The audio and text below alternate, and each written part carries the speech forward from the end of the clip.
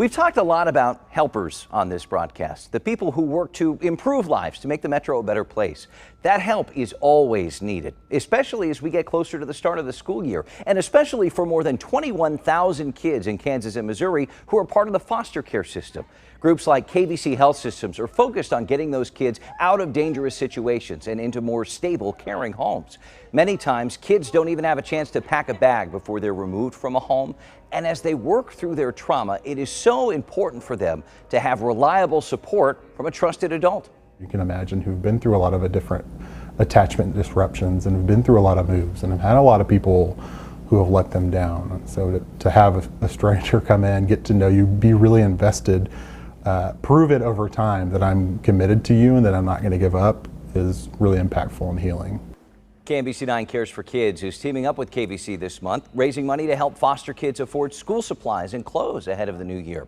Joining me now to discuss the need and the impact this program has, please welcome Matt Arnett, Director of Outpatient Services with KVC Kansas. Matt, thank you for coming in. Of course. What is striking here, at least to me, is just the sheer number of foster kids in our system in Missouri and Kansas. Tell us what goes into making sure that their needs are met day in and day out, because that has to be just yeoman's work. Sure. So we have several departments that are kind of responsible for making sure the kids and families get all of the support that they need. From case managers who do the day-to-day of the cases, my department of outpatient makes sure that their therapeutic and mental health needs are met.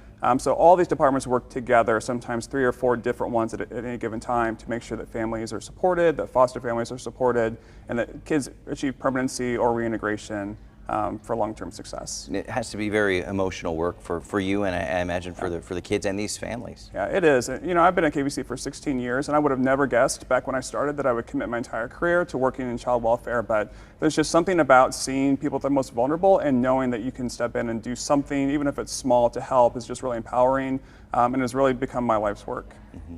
And on the flip side of that, the reward of seeing them improve or a family successfully reintegrated, that sort of thing. Yeah, absolutely. And those are the moments that we really try to celebrate as much as we can. We do events throughout the year for foster families, for relatives, for families who have all reunited, to really make sure that they know that we acknowledge all the growth that it's taken to get to that point for them. Tell us a little bit about KVC. So there are several departments really trying to tackle this issue head on.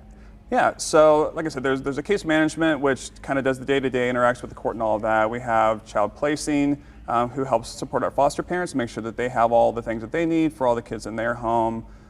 Specialized departments to reach out to relatives to make sure that everyone in the family knows that there's a need there, whether that's placement or just a support. Interesting. What are your biggest needs right now? And we talk a lot about the back to school drive, but just in general, what are the biggest needs? I think for most of our kids, it's a sense of normalcy in any way that we can get it is the biggest thing. So, for some kids, that means having a fresh pair of shoes to wear for their first day of school. It's very important to a lot of kids. I remember when I was a kid, having that first day of school outfit was really important, right? You spent weeks thinking about it. Having some choice in like the supplies that you have, or even just having the opportunity to do a sport or an activity that you're really passionate about. These are all things that are really, I think, critical for our kids to make them feel like, even though there's some disruption happening, there's some things their parents are having to kind of work through, that they can have what feels like a pretty typical experience for a first day of school. Just that baseline that they can kind of fall back on. As we said, back to school shopping, it's starting now, right? We're in that season. But it is almost a season of sorts for many families. Kids look forward to it many times. And if you don't have that baseline, that has to just provide so much angst for a child, I imagine.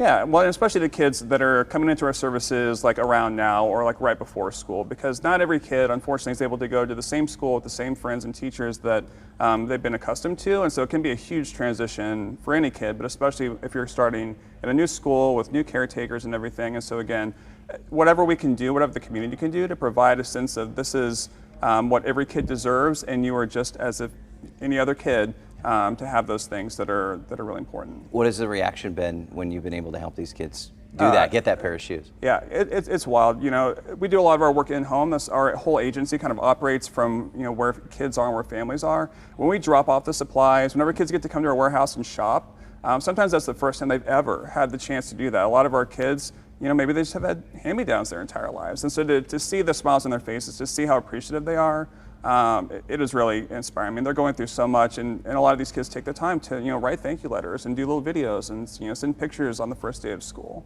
All right, just a little spark you probably Yeah. see in them as they're in that warehouse looking for shoes and, Yeah. and clothes and stuff.